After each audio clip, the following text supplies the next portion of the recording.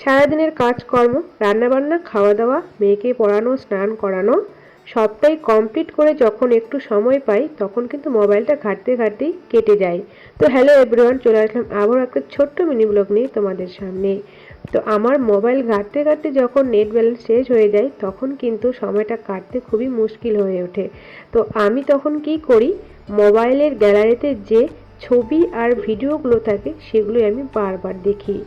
তো সেই ভিডিওগুলোই তোমাদেরকে একটু শেয়ার করে দিচ্ছি। কিছুদিন আগেই দিল্লি ঘুরতে গেছিলাম, সেই ভিডিওগুলো তোমাদের কাছে শেয়ার করি। তো দেখো, আমরা তো রাজধানী এক্সপ্রেসেই গেছিলাম। আর অনেকেই বলে ট্রেনের খাবার নাকি ভালো হয় না, তো আমাদেরকে কিন্তু ভালোই লেগেছিলো। এক এক করে দেখো সব খাবারগুলোই দিচ্ছিলো আর আমরা খাচ্ছিলাম। আর খেতে খেতেই আর শুয়ে বসে থাকতে থাকতে কিন্তু আমরা পৌঁছে গেছিলাম দিল্লিতে।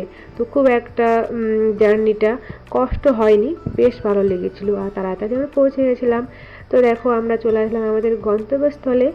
এটা ছিল বঙ্গভবন, যেটা আমাদের আগে থেকেই বুকিং করা ছিল। তো এখানে আমরা এখন নিজেদের ডকুমেন্টসগুলো সব দেখিয়ে দেখিয়ে যে যার রুমে চলে গিয়ে তারপর ফ্রেশ ট্রেশ হয়ে আবার আমরা চলে এসেছিলাম নিচে খাবার জন্য।